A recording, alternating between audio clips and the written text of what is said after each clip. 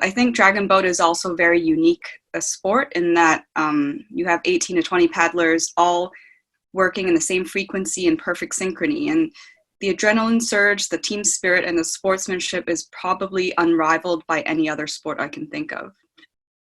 Tiffany, you graduated from Chinese International School in 2006, and you attended the University of Hong Kong Medical School, and you've worked at the Hong Kong Hospital Authority for the past 7 years, and are currently a resident in ophthalmology there.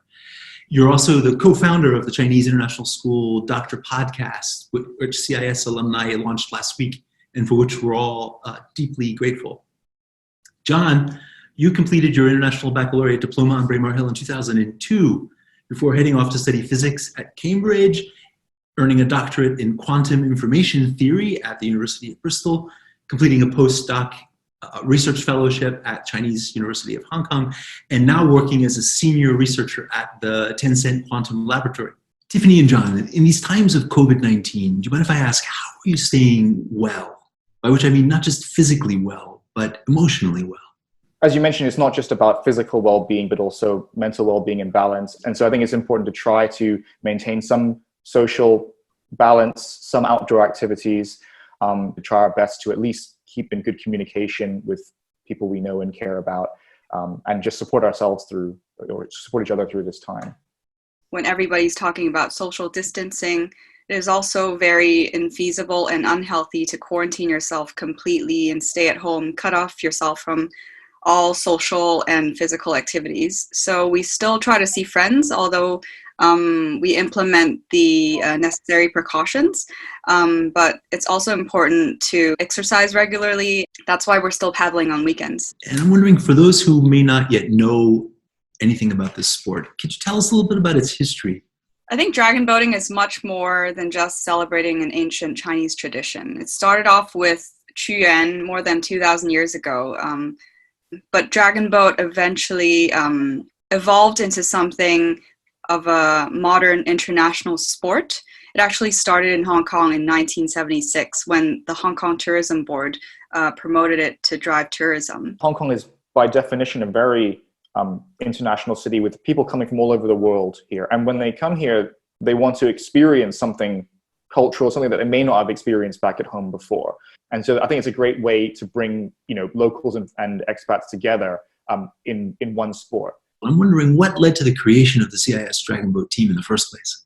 It was started by one of our alumni, Alex Hancock, from the class of 96, along with Catherine Han from the school.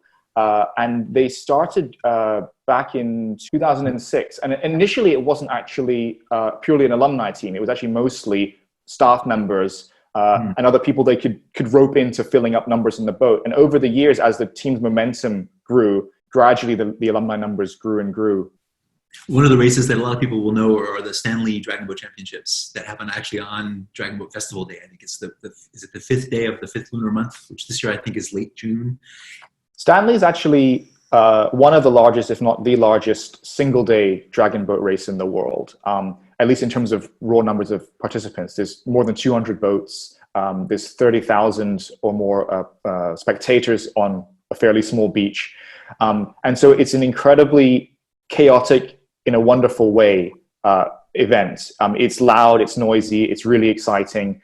And I think that's also what contributes a lot to why it's such a big event in the dragon boat calendar. It's really whoever wants to take part in dragon boat racing is welcome at this event. And I think that kind of inclusiveness is also what separates it from some of the other events during the calendar. In 2015 was the one time that we won the Stanley Gold Cup championships.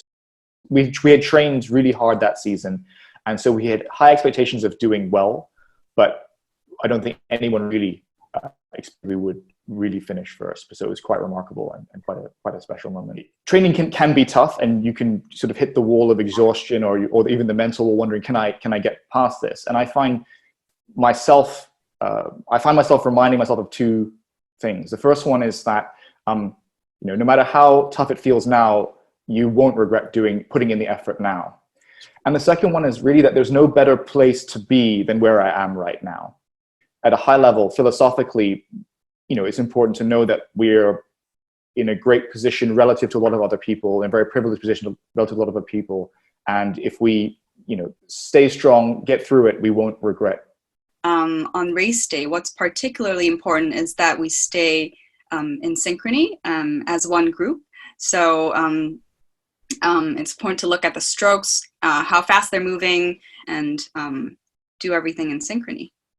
Chinese International School Dragon Boat is also known for caring about the broader community of which we're a part, i.e. for not just being environmentally friendly, but environmentally protective.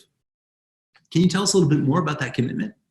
Right. I think while winning is very important in any sport, especially for Dragon Boat, and since we've been doing so well, I think it's equally important for us to be aware of our carbon footprint and how we're impacting the environment. Our team's actually great because we have an environment ambassador who collaborates with these two really distinguished associations called Plastic Free Seas and Green Dragons. One of them pledges to train green along with a lot of other Dragon Boat teams, and the other one organizes these beach cleaning initiatives, and a lot of our members join. And so I think it's a great way to raise awareness at the same time as staying physically fit. What's your greatest personal memory of Dragon Boat to date? For me, I don't think I can pinpoint any one moment that was greatest to me. I think it's the friendship and the connections that I've made throughout the years with different people from different years, even with the staff or with parents. I think that's irreplaceable. For me, there's a recurring event that happens before every race, which is the pre-race visualization we go through.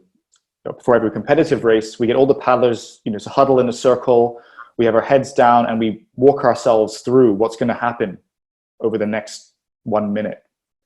And that kind of focus and energy and sense of unity, I think, is something that's really special. And so it's a very fond memory, but there's not one. For me, it's a recurring thing that happens every time we go out and get ready to race. We're so lucky because our year 10 students, when they go off to Hangzhou, are actually part of a Dragon Boat paddling experience for an entire season. And when they come back, students returning from Hangzhou, if they're keen to keep up the paddling, I think that's a natural group that we could look to see if there's enough interest to keep a boat going. Do you ever have moments when you think of Dragon Boat?